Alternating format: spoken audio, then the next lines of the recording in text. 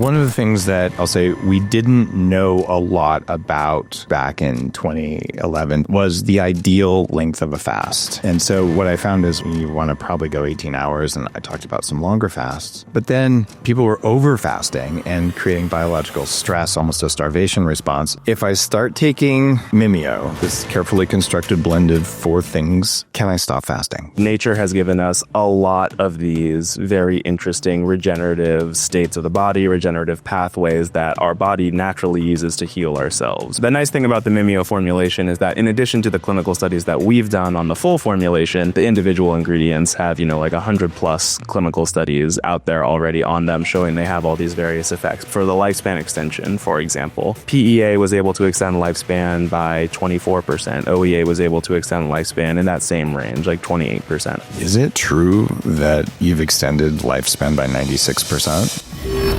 You're listening to The Human Upgrade with Dave Asprey.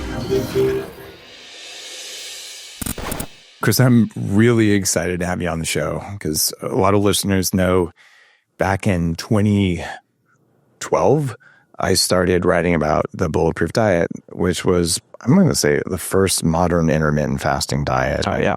Written a couple big books about fasting and a big book about longevity. Yep. And you're coming out of UC Davis, and you've really studied biochemistry, and you're now looking at details in fasting that no one has looked at throughout history. Is it true that you've extended lifespan by 96%? Yeah, that is true that we've extended lifespan by 96%. In what? In C. elegans, yeah. Okay. So, we'll put that in perspective for people, right? That's like nematode worms, but it's also a really, really common methodology for measuring lifespan extension, right?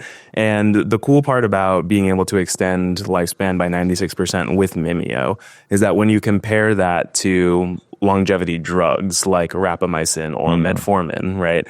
Metformin can extend lifespan by 36% in C. elegans. With some downsides. Yeah, with some downsides. Rapamycin can do it by 19%. So Mimio, this natural combination of these molecules that our body naturally produces during fasting, being able to extend it 96% with no side effects, that's pretty remarkable. One of the things that I'll say we didn't know a lot about back in 2011, 2012 was the ideal length of a fast. And so what I found is, you want to probably go 18 hours, and I talked about some longer fasts. But then people were over fasting and creating biological stress, almost a starvation response. So I followed up with Fast This Way to talk about how do you adjust the length of your fast based on your biological state and your goals. But you've gone way deeper since then. What is the magical number for a fast?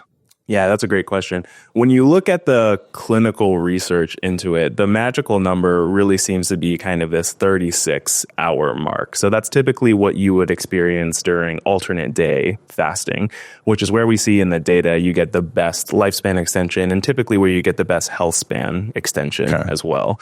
So it's basically, 1 day of normal eating, 1 day of complete fasting, rinse and repeat throughout the entire organism's lifespan. And that's where you'll see these really great impacts without a lot of deleterious side effects, if any at all, from the fasting. So you eat every other day? I don't anymore. I did do that. That's part of my journey with fasting was after I got out of college, got my BS in biochemistry from Loyola Marymount University, didn't know what I wanted to do.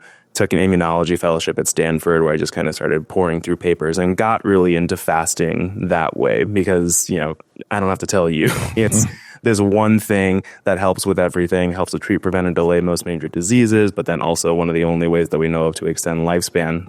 So I was learning all of these immunological techniques and I just started fasting myself. I was like, all right, I can do this, right? I can fast for 12, 24, 36, 48, 60, 72 hours and just kind of track what happens to my cells throughout that time course. And that was really impactful for me because I could see, all right, after 36 hours, after 48 hours, there was this progression of improved cellular functionality. My cells became more anti-inflammatory, more resistant to stress, better longevity, better metabolic functionality. So really, really cool, very quantified self for a scientist to be able to see that. And then that's kind of where I got hooked on it. I was like, okay, I'm going to do alternate day fasting. And I did that basically for 2 years, but eventually got to the point where, it's really beneficial for your health, but really impactful in a negative way for your socialization, right? You're not having those meals with coworkers. You're not having meals with family. I had plenty of interactions with my friends where it's like, oh, look, come out to dinner with me. And I'm like, well, it's a fasting day. So I'll come and I'll drink water in front of you while I stare at you while you eat. And that's just like not the best. Nobody really wants to do that. So I got to the point where it just wasn't viable as a long-term thing. So that's kind of one of the reasons why I got to the point of wanting to try and create something like Mimio, figure out what's happening in the body during these periods of fasting that are activating these beneficial effects and find some way to recreate them. What are the beneficial compounds that the body produces during a 36-hour fast? There are a lot of them. So when we looked at it, we had 20 people come in, 10 men, 10 women to avoid a gender bias, and we had them fast for 36 hours. And what we found was that there were over 300 significantly upregulated metabolites in the body during a fast. And when we screened through those molecules, we found around 24 or so that had some kind of literature result of having bioactivity, whether or not that was creating anti-inflammatory effects or inducing autophagy.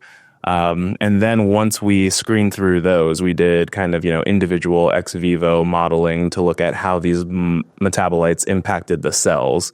We found that there were the synergistic combination of 4 of them that we could use to replicate all of these beneficial cellular health effects of fasting. And like we already touched on, we could extend lifespan by 96%. So the ones that Mimio is working with are nicotinamide, spermidine, palmitoyl ethanolamide, and oleoyl ethanolamide. But then, of course, there's a bunch of others as well that we kind of know about, like ketone bodies.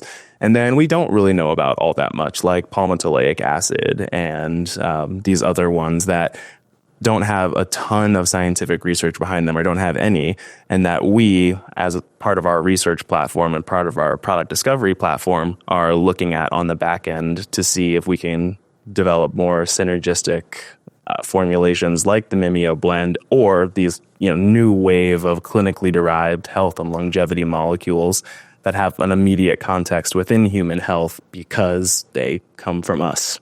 I was really interested in Spermidine. Yeah. I wrote about it in Superhuman, my big longevity book. And at the time, you could not buy Spermidine in the US except as a research chemical. It was very expensive. So I took a probiotic that I kind of illegally imported from Japan in order to raise my Spermidine. And the first company that brought Spermidine to the market, they came on the show and launched. And I was so excited to do it. And I still take Spermidine every day. And I even stopped fasting for a while to see if I would still get the benefits. And I think Spermidine's good for you. In fact, I know it is, but I didn't seem like I was getting the fasting benefits from just Spermidine. So it's a synergistic thing that's a combination. Yeah, absolutely. Okay. So Spermidine really is going to be focusing on autophagy, right? Which a lot of people think of as it's the main benefit of fasting. But in reality, what fasting is doing is activating this very, very complex, what I like to call bioprogram. So you have a lot of different pathways that are being activated all at the same time, and they're all going to be complementary and synergistic with each other because, that's how biology works. We have to get through a lot of positive and negative feedback loops and just the right combination of activation and deactivation of pathways to achieve a specific effect. So when you're doing something like single Spermidine supplementation, that's going to be affecting the autophagy pathways, but it's not going to be affecting other things that also happen during fasting, like the NAD/SERT pathways or AMP kinase or, PPARs and lipid oxidation and things like that. So you really need to create a more holistic picture to kind of get the cell over the hump and create more of these, stacking beneficial effects.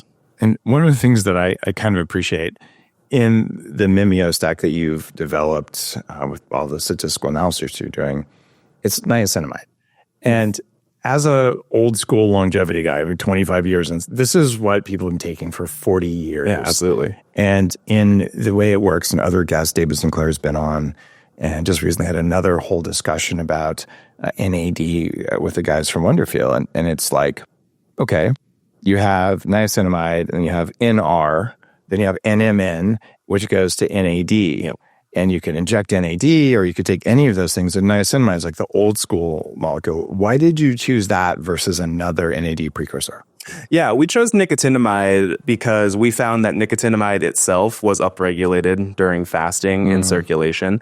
But then we also found that 1-methyl nicotinamide was highly upregulated during fasting as well, and even more than nicotinamide itself. Oh. And in addition to NR, NMN, nicotinamide is also the precursor for 1-methyl nicotinamide. So it's even more downstream of that path. And 1-methyl nicotinamide has been shown to have these really interesting kind of like myokine effects. So muscle enhancement, performance enhancement, cardioprotective effects, and anti-inflammatory effects. And we saw that all throughout the cellular data that we were doing as well. So we use nicotinamide because it's going to give you basically everything downstream in that stack. So when you take nicotinamide, your body's going to make nicotinamide riboside, and it's going to make NMN, and it's going to make NAD, and it's going to make 1-methyl nicotinamide. So you're kind of getting everything all from this one thing that is also significantly, less expensive and has a much better clinical history than NR or NMN. There's no reason you couldn't do both, though, right? Oh, yeah, no, absolutely. Yeah, since they're all running through the same pathway, you can stack as much as you like. Okay. One of the things in biochemistry that you can do is you can add either a methyl group or a phenyl group to almost any molecule, like phenyl GABA is pretty darn potent for sleep. In fact, it has pharmaceutical effects, and it's a little addictive. So why don't you just make methyl nicotinamide and put it right in Mimio? Yeah, there is a complicated story about that. It kind of gets into the weeds of some of the silly things that the FDA does. But the reason why we don't use 1-methyl nicotinamide directly is because there was another company that took 1-methyl nicotinamide, or tried to take 1-methyl nicotinamide down the IND pathway as a drug development. Yeah, exactly. So they got all the way up to the phase 2 studies, big human trials, and they, for the disease state that they were looking at, didn't find that the dosage, which was really low, of 1-methyl nicotinamide they were using had enough of an effect to qualify as a drug. So then the FDA was like, oh, sorry, it's not a drug. They shut it down. But because of the rules of the FDA, any molecule, even if it's a natural molecule that, exists inside your body and basically every cell in the living world, even if it's ever gone down the IND pathway to a certain point, then it can no longer be sold as a supplement. So this 1-methyl nicotinamide is now being sold as a supplement in Europe, where the original company is based, but now it's kind of just locked out of being sold as a supplement in America. Well, there may be a new sheriff in town, Bobby Kennedy. If you're listening, thank you if you are. If not, I know lots of your friends are. So since you're running the FDA now, maybe we could just set aside this policy so that if something's in the body naturally, whether or not a pharmaceutical company tried to claim it, it can be sold as a supplement. Wouldn't that set a lot of things free? Yeah, wouldn't it though? Okay. Ironically, that's one of the reasons why I think the FDA hasn't done it. So there's another case that's very similar to this with homotaurine, if you've ever heard about this one. But kind of same deal. A company tried to take homotaurine, which is a natural molecule found in seaweed, down the IND pathway. It showed really great cognitive enhancement for Alzheimer's, and specifically the ApoE genotype, like 33% cognition enhancement, but still didn't reach the threshold that it needed to for being a drug. So then the parent company tried to then, appeal to the FDA and say, hey, it's still a natural molecule. It has these great beneficial effects on cognition. Can we please sell it as a supplement? And the FDA was basically like, no, you can't do that, out of this very hyper-technical rationale. The FDA doesn't like competition from pharmaceuticals. Okay, well, I would say they didn't. It's shifting now. Similar thing with anandamide. Anandamide, the compound that's in tobacco that reverses autoimmunity and Hashimoto's and all kinds of people, that they're actually preventing my God-given right to use whatever the hell I want in my body to improve my health. And I'm like, I didn't I didn't hire them to do that. So this is why a lot of people will leave the US to do advanced longevity treatments right now. Okay. And I think it's going to shift. And also, there's lots of stuff that does work because we're routing around FDA roadblocks to human progress. Mimio, like, well, these 4 things, 96% in yeast. How does that translate? So if something in yeast is 96%, we take it into mice, was it going to be like 30% on average? How does that work? Yeah, it's a great question. It really depends on a case-by-case basis and, how the molecules operate within each other. In our case, we kind of take a different approach than most other longevity pathways. So usually how it goes is, you make your initial discovery in the worms or in the flies or in the lower organisms, right? And then you kind of hope that it translates up into mice, and then you kind of hope that it translates up into humans. In our case, we do more of a top-down approach. We start our discovery process in humans, right? Studying this longevity bio program, and then found our formulation from there, and then basically confirmed that it would have these lifespan extension and longevity effects within the C. elegans. Oh, that's cool. And you can only do this because of AI and big data and bioinformatics and all the stuff that came online in the last 10 years. Yeah. It's like, okay, what do the humans who get benefits look like? And then you engineer the molecule, and then you test it on mice. But if you go back 10 years, they would have or actually do it on yeast and then mice. 10 years ago, they would have said, let's just screen a whole bunch of random compounds on yeast and hope they work in humans. Exactly. And it's really funny because the first compound that was a fasting mimetic that I'm aware of was metformin. In 2003, a biomarker of pharmaceuticals came out, and they said, well, we tested on mice, and it turns on genes, same as fasting. And so I started taking it back then because being an early longevity guy, that's what I do. And 2 years later, I met with the research team at Biomarker just in Palo Alto. And they're looking at me and I'm asking all these questions like, who is this weird guy? Like, he's not even old and he's a computer hacker. And so well, I've been taking it for 2 years, metformin, for longevity. And they just looked at each other. And then they're like, can we ask how old you are? And I looked at him and I said, yeah, I'm 68 years old. And I was like, maybe 30 or whatever. And they all was like, it works. And I'm like, sorry, guys, it's not really. Well, I kind of felt bad because they believed me. And I quit after a couple of years because I don't think metformin is a great thing to take unless you have diabetes or something, because there's just other ways that work better. Yeah. But that was the first one. And it was so hard. I mean, that was 22 years ago when that kind of stuff was coming out. What's happening today at Mimio with AI and with extending your formulas that you couldn't do 5 years ago? Yeah, that's a great question. So what we do with Mimio is that we take this biomimetic approach, right? So if we want to solve a problem in humans, I'm a very firm believer that you should start by studying humans, right? And nature has given us a lot of these very interesting regenerative states of the body, regenerative pathways that our body naturally uses to heal ourselves, right? Like, all the plant molecules that are out there that, come from extracts of like fungi or, yeast or some kind of plant, those are the molecules that were designed by that plant to heal that plant. And sometimes they work for us too. But human molecules were designed through, tens of thousands of years of evolution to work on this human operating system that we have. So these molecules are designed to heal ourselves. So what we do is we look at these interesting regenerative states like fasting or cold exposure or sleep or exercise. And then we see how the body upregulates and downregulates certain molecules to achieve these, beneficial regenerative effects. And that's kind of how we develop our formulations. We take what nature is already doing and then just kind of recreate it so you can get those same benefits on demand. Is Mimio going to make exercise in a pill?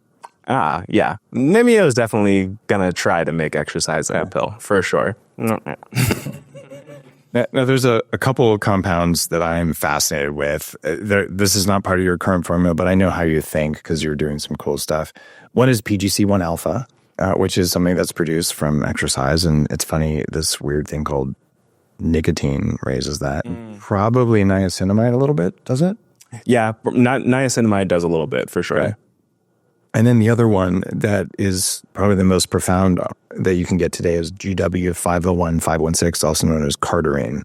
You ever play around with that stuff? I actually haven't heard about this. Oh my gosh. It causes you to grow new mitochondria. It makes your mitochondria work better and raises PGC1 alpha. Interesting. It's the closest thing to exercise in a pill. It's well, people call it a SARM. It's not. It gets lumped in with SARMs, but it, of course, like all useful substances, was banned by the exercise bodies. I just signed the Declaration on Human Enhancement that's behind the Enhanced Games. I was one of the signatories and gave a talk to a couple hundred big researchers from universities. And my guys, when I was really sick with chronic fatigue and my mitochondrial networks were shutting down and I was just wrecked, I went to the list of banned substances because I know they work. And they're like, oh, like that's kind of real. And sure is. So these are the things where I look at what you have with your knowledge, just because of what you've studied, and your frame on reality is very different than most researchers. You're human first, you're big data first. And if we do that, and so what does someone look like after they lift heavy, after they're doing HIIT? And you say, okay, this is that. How do I just turn on those switches? That's kind of mind-blowing. Yeah, absolutely. I mean, when you really break it down and think about humans, you can kind of think about it as this like big chemical computers, right? If you put the right inputs in the software, it can run a program on your hardware that'll tell it to do a specific thing. And it's hard to totally encapsulate that because, of course, when you're looking at it from a natural biology point of view, you have hundreds or thousands of processes and molecules that are all working in conjunction at exactly the same time to do a specific thing. But when you can start to break that down and be like, all right, what's really important here? Then you can kind of get at, all right, at least this I can activate and this effect I can activate and the metabolic efficiency and the autophagy and the NAD cert pathway and the AMPK. I can do all of that at once to better create this, fasting longevity bio program. And then as we progress through our research and our product development, we'll just kind of continue to make our formulation more robust and then, develop new ones in these other interesting states like exercise. If I start taking Mimio, this carefully constructed blend of 4 things, can I stop fasting? I haven't. I can definitely say that. But I can say it makes fasting a lot easier and it can help to accelerate your benefits, right? So Mimio was designed from a 36-hour fast. So if you are doing something less than a 36-hour fast, Mimio can really help you to kind of accelerate those benefits. Like autophagy is a big one, right? Autophagy is one of those benefits that doesn't really show up until around, 24 hours of fasting. And that's just where it starts, right? You have to fully deplete your glycogen stores in order to get to that metabolic switch. And usually it takes 20 to 24 hours to do that. Yeah. So if you're fasting for, I do 1 meal a day now because that fits in with my lifestyle. Mimio is really helpful for that because it has the oleoethanolamide that's in there. That's part of the gut-brain axis, stimulates satiety, helps to suppress appetite. The PEA that's in there has these cognition enhancement effects, really profound effects on neuroinflammation, pain relief. It's kind of like your body's like natural CBD, right? Because it's part of the endocannabinoid system, stimulates through CB1, CB2 receptors. So that, that mental clarity, that energy, that sharpness, and alongside appetite suppression just really gets you through the full day. And then by the time, my 1 meal a day rolls around, I'm like, perfect, this is exactly what I need. And I didn't feel like I was missing out on anything. And I know that I'm getting these stronger fasting benefits because I'm, basically taking it up to 11. PEA is an interesting molecule. It acts a lot like low-dose naltrexone for turning off neuroinflammation. It's something I think I wrote about it in my cognitive enhancement book. And certainly I use it regularly. And I don't know much about what we'll call it OEA. Yeah, sure. And I do know that excessive olive oil or oleic acid can have a downside, right? Because it turns up the inflammatory process for linoleic acid. So the omega-6s become more oxidized when you have more than probably 30, 40 grams of olive oil, which contains some amount of oleic acid. But what you're using is a metabolite of oleic acid. Correct. How does that stuff work? So OEA is very cool. It is a metabolite of oleic acid. So it's not a nutrient in and of itself like oleic acid is. Your body doesn't use OEA for energy. It uses it as a bioactive signaling molecule. And what's really interesting when you look at the research history of OEA is that it was originally found to be a satiety factor. So it was upregulated when people would eat, and usually when they would eat like a big lipid heavy meal, which makes sense, right? You're taking in food, your body's telling you, all right, we've gotten a lot of lipids, we're going to convert it to OEA. That's going to tell you that we're getting full, stop eating. What we found in our study with the 36-hour fasting, which no one had really known before, was that OEA is, yes, upregulated when you eat, but it's really highly upregulated when you fast. And that makes a lot of sense from an evolutionary point of view, right? When you get to these later stages of fasting, your body is going to be focusing on cognition. It's not, serving anyone to constantly be putting you in hunger pangs that you can't move around with. So it's going to naturally suppress your appetite so that you can then focus better on finding food or hunting down that gazelle, right? So OEA is kind of, one of our body's natural mechanisms for appetite suppression, but then also stimulates through PPAR alpha to promote, lipid oxidation, mitochondrial health, and then have these kind of craving effects on the brain as well, so that you're decreasing cravings. You're not as focused on what am I trying to get out of the food, and more like, okay, let's just find it. Let's just be focused. Let's be dialed in. That's really cool. And this is a compound that I think no one knows anything about. And it's one of these. Have you tested using only OEA or only PEA to see what it does compared to the Mimio mix that you have? We have done that on a cellular and organismal level.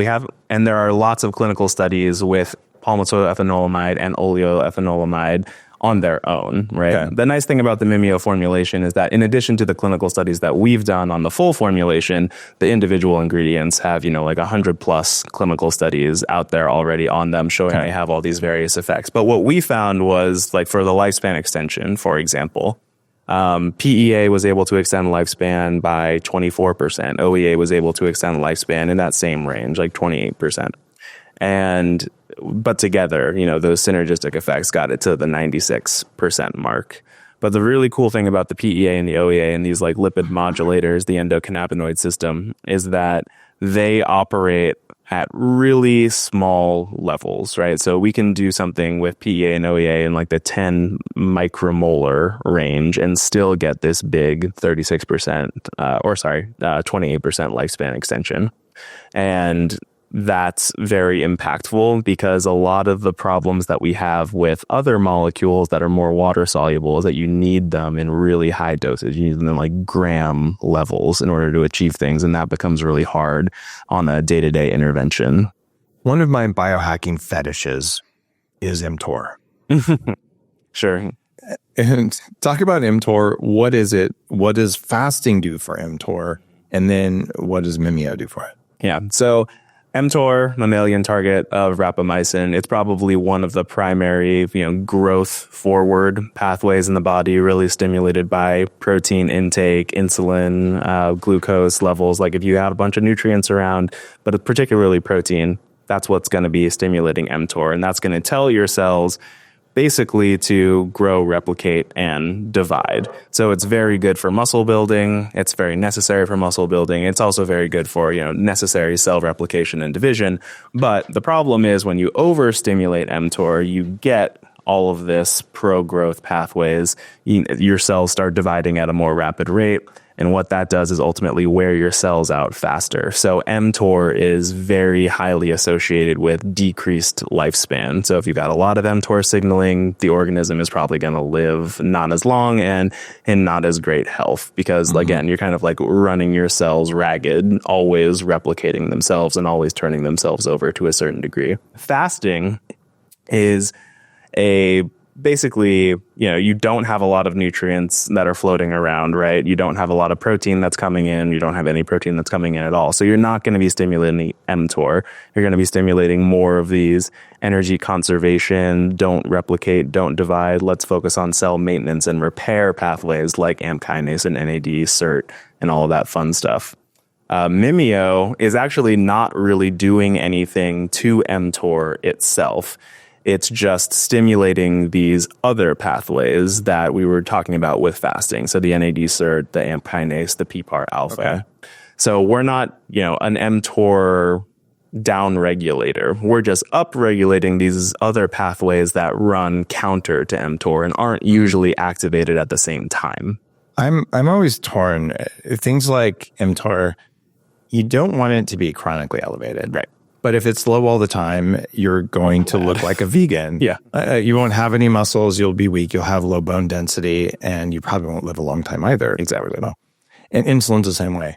If you have chronically low insulin all the time, well, it's called insulin-like growth factor for a reason. You can't put on muscle. Yep.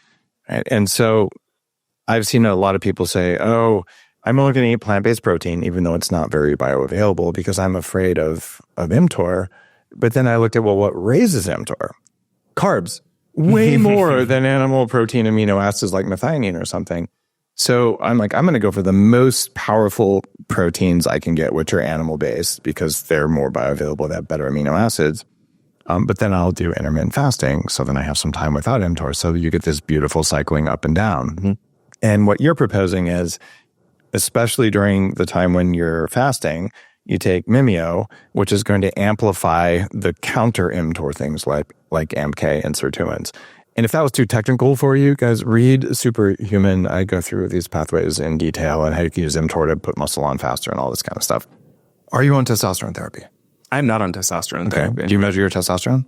I actually don't do that either. Yeah, my quantified self days are a little bit behind me because I'm not in the lab constantly as much anymore. But yeah, I haven't been measuring. How old are you? I'm 34. 34. Okay, cool. So if you are eating and fasting and sleeping properly and you don't have too much microplastic and you're not sniffing Dracar Noir or Axe body spray, you look like you probably have some testosterone going on. Probably. So a little. Good for you, man. It's probably time to get your numbers, though, so that you can keep them there when you're 50. Right? That is true. Okay. One of the fun things that we did, so we've done a clinical case Study with Cedars-Sinai, the Dave Petrino lab there.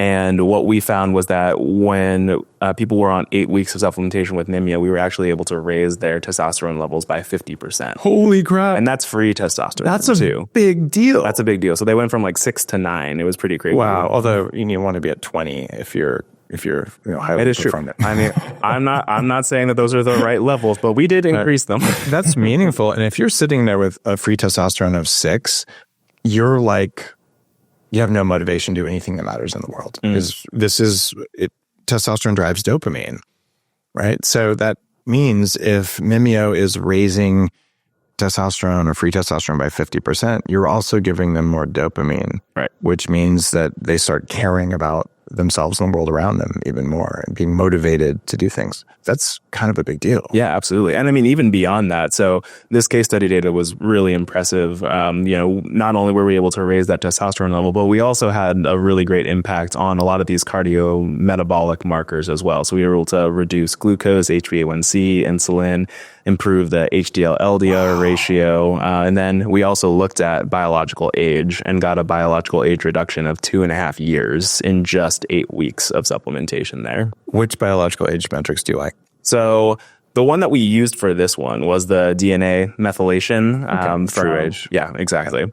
But I also like the blood works. Those are usually the ones that I find to be the most impactful because they're actually showing you something that is, grounded in the biology of some of these risk markers that we typically use in a clinical setting. But glycan age, I also like a lot. Yeah, glycan age is good. And then there's a bunch of things to just look at ratios of metabolites and even nutrients. And they're all good. They're all valid. And it's sort of like what I learned in business school at Wharton. You can take a balance sheet and you can look at it with like 25 different CFO things and you can make it say whatever you want. Right? So there's different lenses. And what I appreciate about all the longevity clock things like this is if you look at one, it's suspect. If you look at 3 of them and they all line up, you have a really good case to say you've actually reduced the speed of aging. Yeah. And there's a few, I'll say like Luddite doctors out there who are like, wow, those clocks aren't scientific because I don't believe that it's possible to extend human lifespan. I'm like, well, that might not be a scientific way of thinking about it because it sure looks like it's possible. And since we can do it in mammals, why can't we do it ourselves? Sure. I mean, there was just a study that came out a couple weeks ago, 3-year-long study, 777 patients, and they were looking at the impacts of omega-3 supplementation specifically on biological age. And, a 3-year study with hundreds of people for biological age specifically, never been done before, right? And they saw that omega-3 supplementation could reduce biological aging by 3 months. So nothing, uber crazy. Yeah. But still, it's this big study that's now telling us, yes, it is actually possible to slow down aging in humans. And it might be subtle, but it's there and we can do it. And the cool thing is, if you can reduce your aging by even just 3 months, at the end of your life, you'll probably be happy for that 3 months.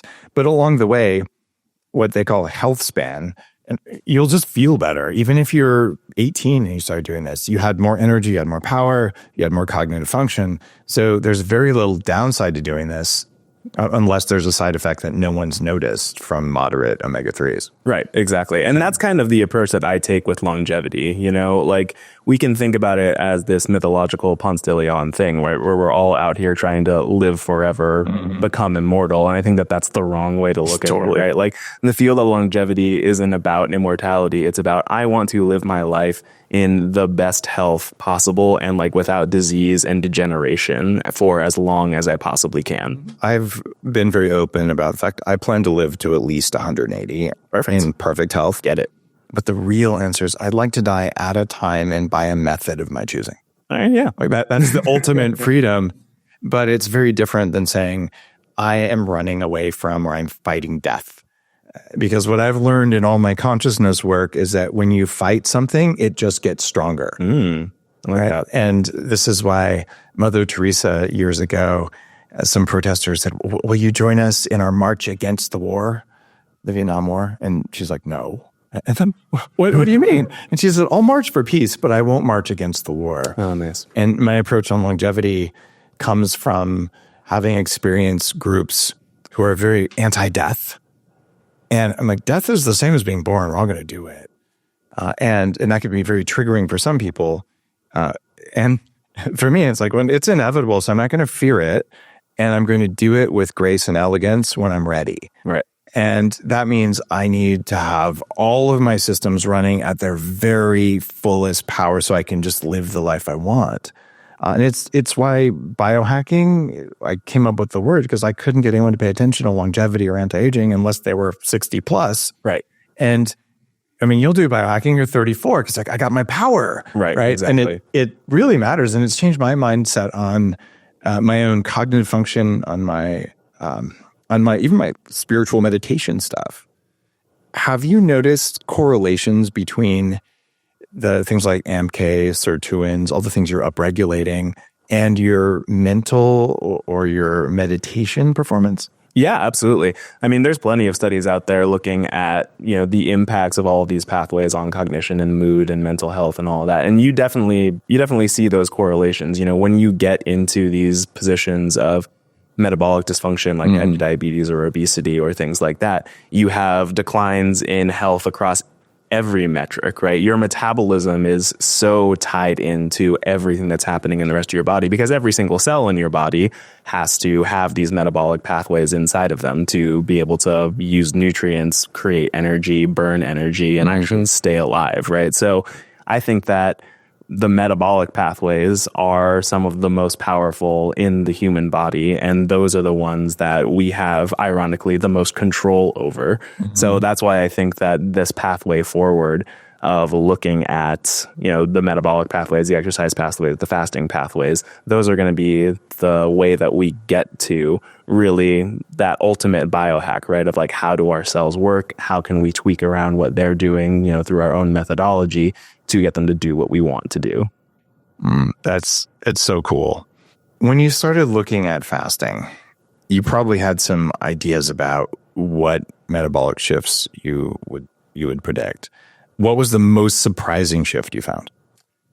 I would say a lot of it that we found was surprising. Though there's an obvious one where it's like fasting increases ketones, right? And increases, circulating free fatty acids. It increases some of the protein catabolization markers, right? But there are also really interesting things that we didn't expect. So fasting, ironically, causes a very sharp increase in like EPA and DHA, which we wouldn't have expected because it's not like it is an omega-3 supplement where you're putting more into the body, but it actually causes your body to produce its own EPA and DHA, or mobilize stores, I should say. It's not producing it. It's mobilizing its stores of these molecules and then upregulating them. And then same with like branched chain amino acids. You get a really big increase in branched chain amino acids, which are actually muscle sparing, right? So those are in these early stages of fasting, kind of like what we were talking about before you get into these later stages that can be very much more like a starvation response. You have this in-between zone where your body is doing all the things that you want it to do during a fast. It's going to be mobilizing fat while sparing protein, while enhancing cognition, and while like suppressing hunger and suppressing inflammation and all these deleterious things. So kind of getting back to that reset that happens. Okay. And then, beyond things like that, then a lot of the metabolites that we looked at were a surprise to us, right? Like OEA was a super big surprise because people had only seen it in a fed state before and had no idea that it was highly upregulated during fasting. Or like PEA, which is more considered to be a rest and recovery molecule that's really highly upregulated during wound healing or like after a traumatic brain injury or things like that. For it to also be elevated during fasting and creating these repair effects was really cool to see. A lot of biohacking includes circadian biology. And the True Dark glasses I'm wearing started this company 10 years ago to support circadian biology. And when I wrote the Bulletproof Diet, I said, look, it's easiest to skip breakfast because of social things. But the peak caloric consumption window is from basically noon to 2 p.m. because that's when the sun is above us. And when we were mitochondria floating in the ocean, that was when there was the most algae. So if you were to really perfectly set up your one meal a day, you'd have like a big lunch and no breakfast, no dinner, but then you'd have no social life and no dating, and like it sucked. So basically, just have an early dinner and you'll be fine. But with fasting, if you were to say eat all your calories at midnight instead of during the day, you would have an unsuccessful fast. Yeah. Right? How does Mimio and what you're upregulating in fasting, how does that tie into circadian rhythms? It's a great question. We didn't do enough research on our end to really look at the circadian pathways that were also being affected at the same time because we were very well controlled when we did our study. So we looked at, the same time of day in a baseline state and the same time of day in a fasting state or a same time of day in a fed state and the same time of day in a refed state to kind of, eliminate as much of the confounding factors as we possibly could. So we haven't, as a research group, seen a ton of impact on how fasting relates to the circadian rhythms, or if there is a more appropriate time to fast or not fast. I have definitely seen some research that the number one thing setting your central clock is light. And there's 4 colors of light plus 2 other variables that are controlled with those sleep glasses I make. And this is why I teach people, turn off the lights at night, get dimmer switches, get red lights. Like, this is really important. And if you want to fix your biology, do it. And that's because we know you become insulin resistant as melatonin goes up. And so with fasting, we're messing with insulin levels and all of that. So I know that it matters.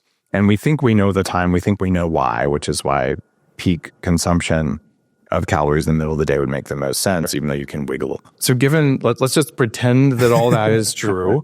It's a good theory and it's backed by some good thinking. When would be the best time of day, if you were to predict without having a study, to take Mimio? So I feel like the best time of day to take Mimio is usually in the morning or the afternoon. I'll say morning because since these are all fasting metabolites, we know that they work better in a fasted state. And you were asleep, so you're fasted. So you take them to amplify the fast in the morning. Okay. Yeah, exactly. And then they'll give you those great benefits throughout the day. We have also shown in clinical studies, though, that you can take Mimio with a meal and it'll give you these fasting-like benefits even when you're eating. So we had people come in, eat a standardized breakfast alongside a placebo control, then looked at their plasma functionalities, their cellular functionalities. We had those same people come back after a washout period, eat that same standardized breakfast, but then with supplementation with Mimio. And what we found was that when people ate the breakfast with the placebo, there was this big loss of plasma functionality. And that's, very typical of the postprandial response, right? You've got all these foreign molecules that are coming in, all these nutrients that are flooding into the system, kind of throwing the system out of homeostasis, creating all this metabolic chaos, immune responses, inflammation, things like that. But when they had that same meal, but with supplementation with Mimio, we were able to not only prevent all of that loss of function, but then add gains of function on top of that mimicked what we saw during a fast. So instead of being pro-inflammatory, their plasma was anti-inflammatory. Instead of being pro-oxidant, it was antioxidant. And it was much more cardioprotective, had much better, metabolic readouts.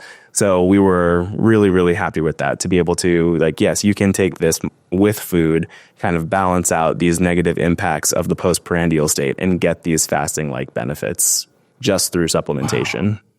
You could call up Kellogg's and just partner with Fruit Loops and just have the Mimio Fruit Loops bundle so Fruit Loops won't be as bad for you. Yeah, see? There you go. Kellogg's, hit me up. I have to get that red number 2 out of there. This leads to the question. If it's beneficial to take your fasting mimetic in the morning and to skip break fast so that I have a longer fast, should I also take it when I have my main meal just to make sure I don't get punched in the face by my meal? Yeah, you can definitely do that if you want to. What we found is that people typically don't like to take it at the end of the day because it does have an energizing effect, right? So we've had plenty of people who take it at 6 or 7 o'clock at night when they were, at an event with us or something like that. We were handing out samples. They took it and they were like, wow, I had a great experience. I felt X, Y, and Z things, but I did not go to bed until 2 a.m. Yeah, so it's one of those things. We just typically recommend that people take it in the morning, or if they're doing more traditional, 16/8 style fasting, you can definitely wait until your first big meal to take the Mimio with, kind of help extend the fast and keep your meal from punching you in the face. I like that. We'll put it on a t-shirt. Nice. It's kind of funny because you need powerful mitochondrial action when you're asleep to drive the glymphatic system to clean out all the toxic brain metabolites. And I published a couple, or references to a couple studies in, I think that was in my brain book. I don't know, it could have been in Superhuman. And so we know that that's necessary. And we know that you get higher sleep efficiency if your mitochondria are running at full power. But if you become energized via other pathways, either your ability to go to sleep, your desire to go to sleep, or your ability to stay asleep will go down. And you're saying, so kind of latest time to take Mimio would be? I would probably say that I wouldn't take it past maybe 4 or 5 at night, something like that.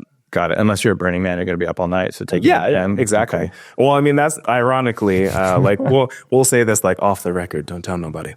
But I like to take Mimio if I am going to go out and have a big night of celebrating or drinking, because in addition to all these great fasting benefits, the PEA and the OEA themselves have great cellular repair benefits to them, right? And then PEA and OEA specifically have been shown to be really helpful for enhancing the gut membrane, so increasing gut tight junction and barrier functionality, as well as in reducing specifically alcohol-related inflammation and symptoms of alcohol abuse. So they're really good for creating those those pain relief effects from the PEA, and then the alcohol inflammation suppression effects and protective effects of the OEA at the same time. So I definitely like to use it later at night if it's going to be a long one, and next morning feels great. Nicotine, yay or nay? That one, I come specifically from a rheumatoid arthritis lab who did research on nicotine specifically. And nicotine not even in the context of cigarettes, but nicotine just like it has its own. And that was shown to be, pro-inflammatory and have these negative impacts on joint health, specifically in a rheumatoid arthritis, context.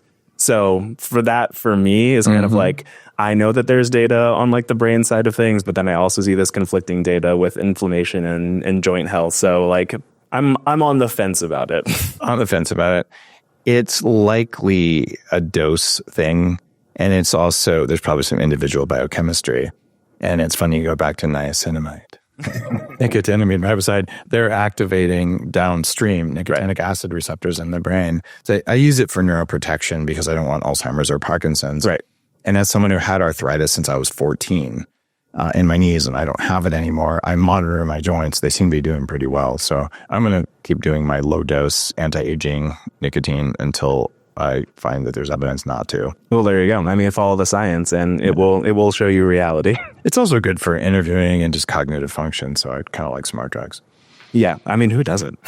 Do you ever track biomarkers with Mimio, like galvanic skin response, heart rate variability, body temperature, EEG, brainwave amplitude? Like what information do you have about that? So we don't have a ton of that data. What we do have a ton of is blood data. Okay. So we can see blood markers being altered with Mimio, like we were talking about before, like the cardiometabolic stuff. We've seen ALT levels go down. We've seen biological age shift around. We've seen HDL, LDL ratio, triglycerides, glucose, insulin, HbA1c, what have you. And, even beyond that, we just recently, very excited about this. We were doing a decentralized clinical study with People Science as our third-party CRO, and just finished that study looking at the impacts of 8 weeks of Mimio on overweight people with elevated HbA1c.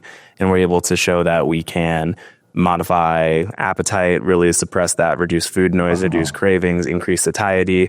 We have been able to decrease abdominal pain and bloating, and then reduce fasting glucose levels and reduce oxidative stress, reduce cholesterol levels, improve lipid profiles. So really, really enthusiastic about what Mimio can do. And especially like we were talking about on those metabolic health pathways that are so important for just general functioning, cognition, and, longevity in general. So Big Pharma hates Mimio. Yeah, Big Pharma will hate Mimio. Put that on a shirt. I mean, like that. This is the power of using science and data and advanced supplementation. It's pretty fascinating. It is. Yeah. No one has studied these combinations. And one thing that made me want to bring you on the show is that a lot of companies, a lot of researchers, they find like a hero molecule. And like David Sinclair, for instance. I like David. He's been on the show. He has two, which I totally appreciate. He's like resveratrol and NAD. Yeah. So let's look at them together. And so that's like a first step. But you get a lot of the big pharma thinkers or traditional thinkers, and they're saying, well, I'm going to study this one molecule to see what it does. And there's this analogy that I think is in at least one of my books. But if you were to take an FDA researcher and say, I want you to test for bread, they would say, well, I baked the yeast, I baked the water, I baked the flour, I baked the salt. There is no bread. Because you have to have a recipe. And longevity is all about a personalized recipe for your biology to give you more energy now and to extend your life. And it's not going to be single variable. It can't be. And biohacking is like, what are all the variables I could play with to get them close enough into a symphony to make my biology do what I want? And you've come up with a 4-part recipe, funny enough, same as bread, that you're showing works for a lot of people. Yep. Super cool. Now, after I wrote The Bulletproof Diet, about 4 or 5 years later, I'm like, good God, I see people way over fasting. Like Jack Dorsey, super cool guy. The guy who was CEO of Twitter for a long time. And he had Bulletproof Coffee in his office. And he started doing 1 meal a day. And then he started skipping meals on weekends. And it seemed like there was a point where he was starting to overfast. And then there were people who were just blown out, like I have been biologically. And they're saying, well, some intermittent fasting is good. I'm just going to way overfast. And then when guys overfast, we end up, after about maybe 6-8 weeks, like, oh, that's weird. I wake up without a kickstand and I can't sleep very well. And you realize, oh, I've done something that wasn't good. In women, it takes less time and they're waking up frequently at night. Their sleep goes away. Their cycle gets wrecked. Hair starts getting thin in both of us.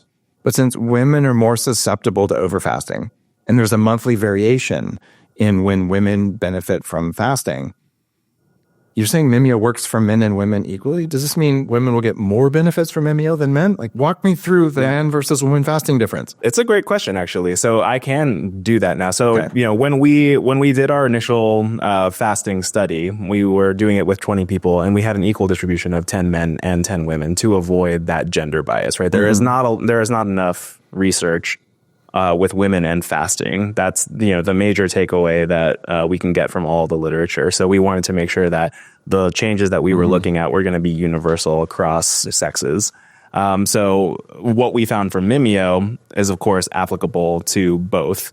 And that's what we also see in this big, randomized double-blind placebo-controlled study that we just did. We also had an equal proportion of men and women, gave them Mimio.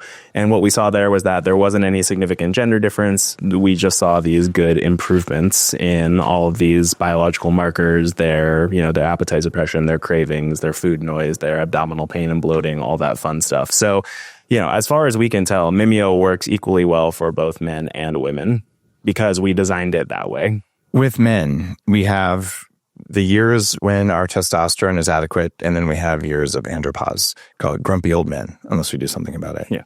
And with women, you have the years when you're cycling, you have perimenopause, and then you have menopause. And what works is pretty different during those things. Absolutely. For the women in your study, did you mix the three stages? Were they all young? Were they all middle-aged? What did they look like? Yeah, for the initial study, they were actually all young. So they were all, premenopausal women. That's what we were looking at. In this latest study, we were looking at older overweight people. So all the women were post-menopause. Okay. So, we've looked at women in both states. We haven't hit perimenopause yet because that's still like a very much an evolving state that's kind of new to the scientific lexicon. But yeah, we try to get as big of a swath and as equal of a swath as we can when we're doing our research. In Fast This Way, my second book, to kind of correct the amplifications of the fasting strategies in the first book, there's a chapter where I pulled all of the research on women together. And one of the studies that stood out the most was that for menopausal women, there's an Australian study and a good-sized one. The benefits start at 12-hour fasts 3 times a week. Okay. That is really tiny. Yeah, it's basically you just have a late breakfast 3 times a week, and they probably scale up to 18 hours and probably more than that. But the idea here, if you're listening, saying, "Oh, I'm in menopause," or maybe my mom's in menopause, you don't have to be a crazy faster to get benefits just from intermittent fasting. And if you have something like Mimio that amplifies the effects of that, you might literally say, "I wait till 10 to have breakfast. I take my Mimio and I wake up." And you're getting meaningful benefits that include not really having cravings. Yep. Okay. This is kind of a big deal. I'm intrigued. So my COO, Caitlin Beatty, who's also happens to be my sister, she uses Mimio specifically for that purpose, right? Like before, she was of course aware of all the fasting stuff that was going on because it was a big part of my lifestyle, but she never really embraced it all that much up until we started forming Mimio and she started to get into it there.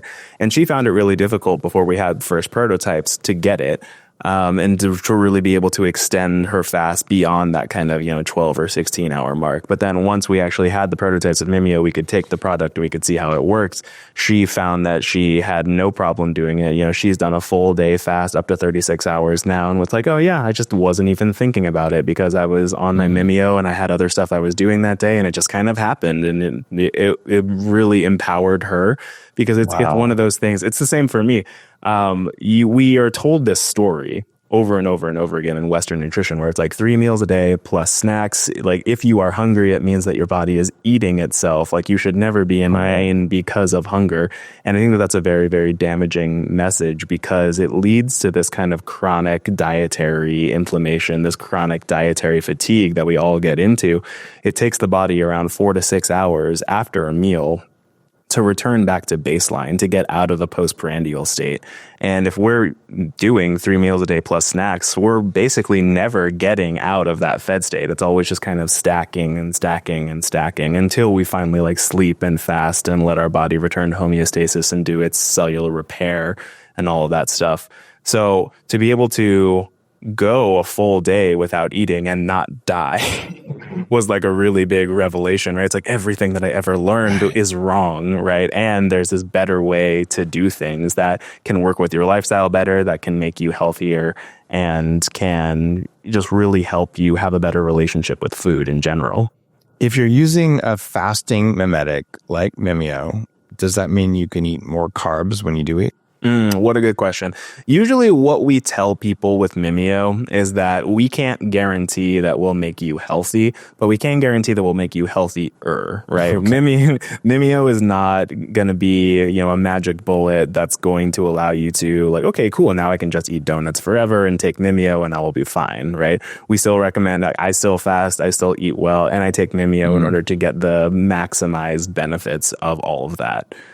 So it's not something that's going to, be this total metabolic shift game changer kind of thing, but it will really help you, like we said, kind of establish more of that natural homeostasis, where if you are stimulating these fed pathways constantly with that Western diet, 3 meals a day plus snacks, we're also going to be helping you elevate these beneficial fasting ones that you're not going to experience in that time zone, so that you can balance things out. The closest I've seen to the eat donuts every day and live a long time is Sandy Kaufman, who's been on the show. She's a friend and a medical doctor and a longevity doctor, and kind of crazy in a good way. And I have been out to dinner with her, and she's like, I'll have the cupcake. I'm like, are you kidding me? And every time she's in Austin, she goes to these cupcake vending machines. And I'm like, you're really going to do that? You just regularly? She says, yeah. So I just block all the effects of all of the bad things sugar does because I like it. And I'm not that far on, but I'm not opposed to using pharmaceutical molecules or natural molecules to extend my life. I'll do whatever. But I kind of like the idea, if I knew with certainty that I could eat absolute junk food and feel amazing and maintain all of my health and longevity, I wouldn't mind the cheesecake diet. Yeah. No, yeah, of course not. Who would? Do you think we're going to get there?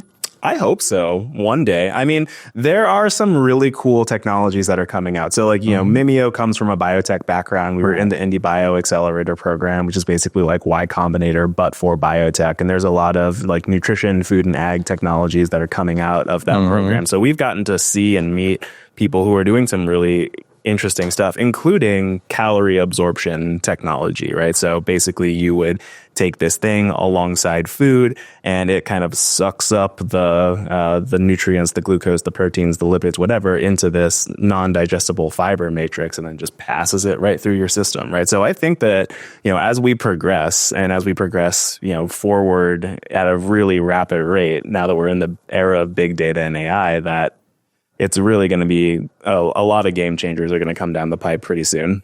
I look forward to the day when there's an antidote for every type of food that isn't good for me. So I'm like, today is going to be gluten, dairy, canola oil, glyphosate, whatever. And I pop a pill or shine a light in my earlobe or whatever the hell it ends up being.